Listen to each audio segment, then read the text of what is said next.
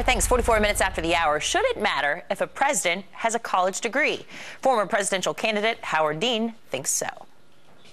This is a particular problem from Scott Walker, which has not been an issue yet, but it will. Scott Walker, were he to become president, would be the first president in many generations who did not have a college degree. So the issue here is not just an issue of dancing around the question of evolution for political reasons. The issue is, how well educated is this guy?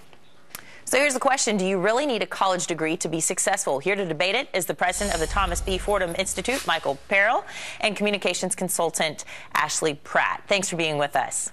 Good morning. Thank you. Michael, I'll start with you. Just for an average citizen, does it matter, these benchmarks, these ticking the boxes, can it be duplicated through business experience and life experience, or does one need to go to college? No, look, this shouldn't matter at all.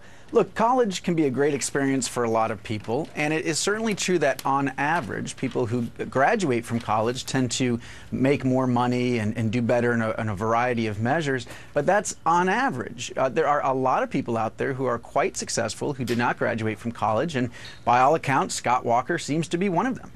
Well, I want to show a list of former United States presidents that did not have college degrees, a whole list there for you. George Washington, Andrew Jackson, and on and on and on. But Ashley, are we living in a different generation? Does it matter more now than it did with the previous president who didn't have a college degree, Harry Truman, as Howard Dean says? Look, I definitely have a lot of respect for people who don't go to college and then end up having success. My parents, both of them, went to two-year schools and have often said to us they have sacrificed as much as they can for us to get the education and to have the opportunities that they were not afforded.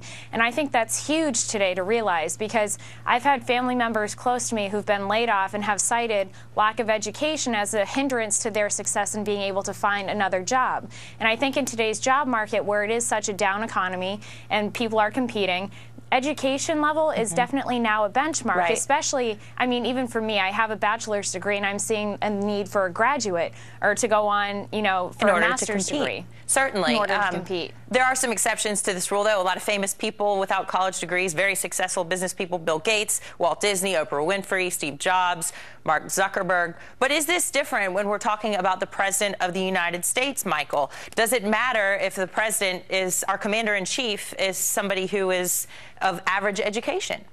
What should matter anytime you're trying to hire somebody? And this is what the American people are going to do over the next 2 years. We're going to have this extensive job interview for who should be the next president.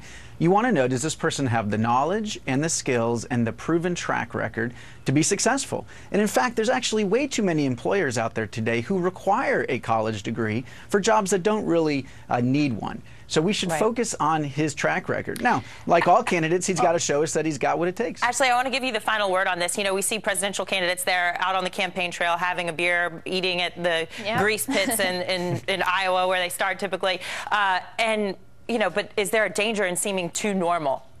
Yes, I think definitely that there is. And I would say, in this economy, when Obama's administration has killed off a lot of manufacturing jobs and jobs that wouldn't require college education, I think now it's more important than ever for students to get a college education. And when it comes to our president, he should be, a role model and someone that people can look up to. And if, college education is one of those things in today's job market. I hate to say it, because you can have success, but I think it's harder and harder to do that in an evolving and growing society and economy. I'll give you a leg up. Ashley Pratt, Michael Perrell, thank you so much for your time.